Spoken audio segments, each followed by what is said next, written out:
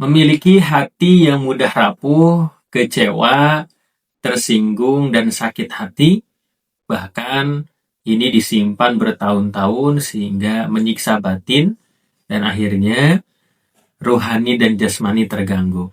Bismillah, kali ini kita akan membahas tentang hidup selalu sakit hati dan ini obatnya. Tentu sakit hati ini bisa mengganggu dan menggerogoti keikhlasan, bisa merusak hubungan silaturahmi, bahkan mungkin menghalangi kebahagiaan. Jangan sampai jiwa kita rusak karena sering sakit hati.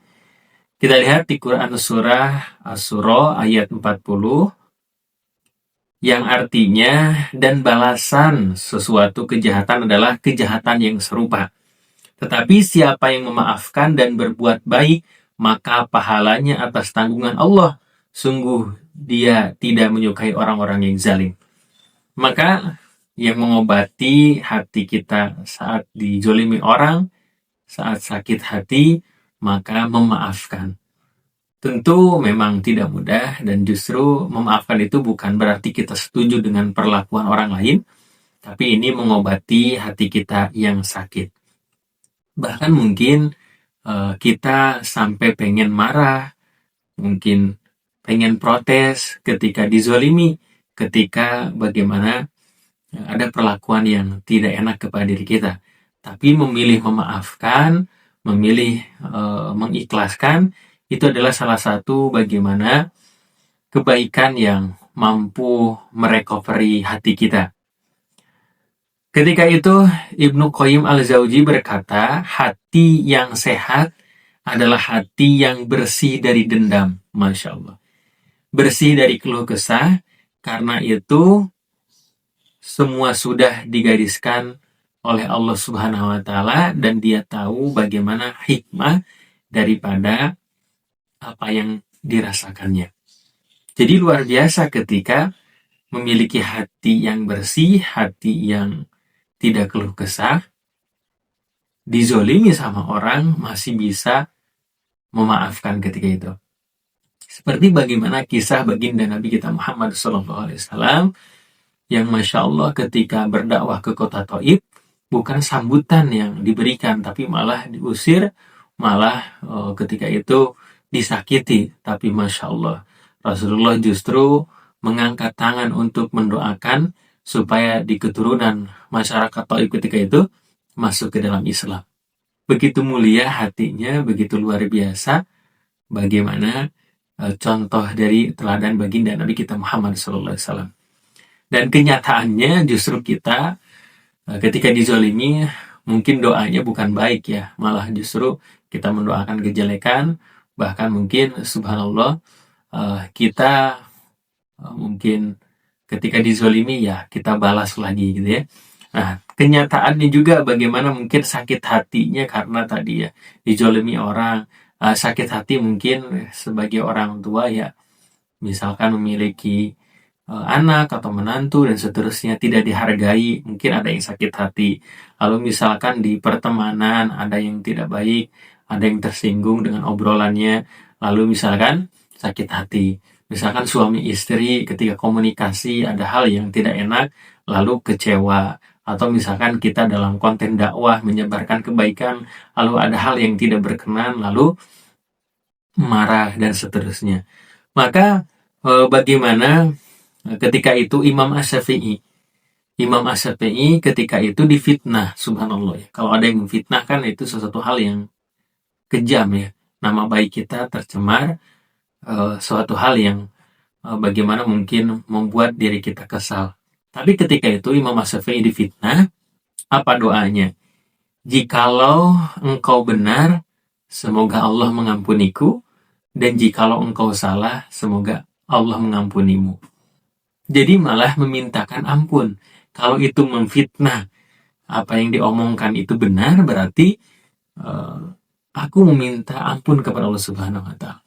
Tapi kalau tuduhan kamu itu salah, maka Imam Syafi'i mengangkat tangan, semoga Allah mengampunimu. Masya Allah. Jadi luar biasa balasan dari orang soleh, dari orang yang bersih hatinya, malah memintakan ampun kepada orang yang bagaimana memfitnahnya. Maka salah satu untuk merawat hati, tentu kita mungkin boleh jadi jangan langsung curhat ya, tapi bagaimana kita mungkin ambil wudhu, istighfar, dan mungkin merenung sejenak apa yang kita rasakan oleh hati kita saat ini. Sakit hati ini karena apa? Karena tersinggung, karena tidak menerima, atau karena apa? Dan kita berdoa kepada Allah supaya hati kita dibersihkan, supaya tidak ada dendam, tidak ada iri, dan tentu tidak ada sakit hati yang merusak jasmani, bahkan menyiksa batin. Dan mungkin kita ada unek-unek gitu ya, ada hal yang tidak enak, lalu ada unek-unek, maka kita bagaimana curhat kepada Allah, barangkali bagaimana mungkin dengan teknik ada yang menulis di catatan aku sakit hati dan seterusnya dituliskan supaya kekesalan atau hal yang tidak enak itu bisa kita ungkapkan dengan cara yang baik dibanding mungkin dengan menghujat, dibanding mungkin bagaimana mengumbar di media sosial ketika itu. Dan juga salah satu obatnya supaya sakit hati adalah supaya hilang sakit hatinya, bersilaturahmi dengan orang-orang soleh. Di sana kita bisa ngobrol, di sana kita bisa melihat akhlak-akhlak yang baik, di sana hati kita bisa menjadi tenang, dan ternyata itu berkumpul dengan orang soleh bisa mengobati hati kita yang sakit. Maka memaafkan ini bukan berarti kita setuju, tapi membuat diri kita tenang.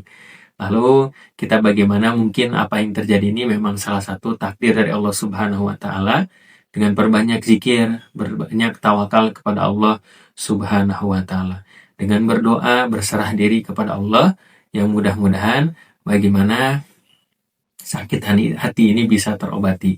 Memang sakit hati ini manusiawi, tapi jangan sampai merusak jiwa kita, jangan sampai merusak jasmani kita, dan kita terus bagaimana memperbaikinya.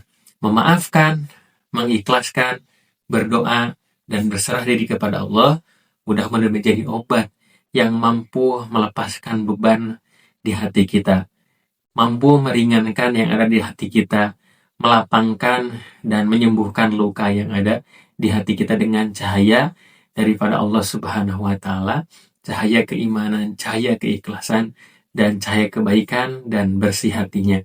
Jikalau ayah bunda punya sharing seputar inspirasi kali ini, ayah bunda bisa tuliskan di kolom komentar, dan jangan lupa di like, share, dan subscribe. Mudah-mudahan bermanfaat dan menjadi semangat dalam menebar kebaikan ini dan memberi manfaat khusus untuk saya dan umumnya untuk kita semuanya. Barakallahu fikum. Oh iya, kami punya program safari dakwah bagi Anda yang memiliki masjid, majlis taklim, sekolah, dan lain sebagainya, berkesempatan untuk mengadakan kegiatan parenting, kajian Islam, seminar, dan lain sebagainya. Dan juga kami memiliki produk buku-buku terbaik seputar parenting Islami, dan juga kelas online tiap bulannya. Ayah bunda segera dapatkan, hubungi admin.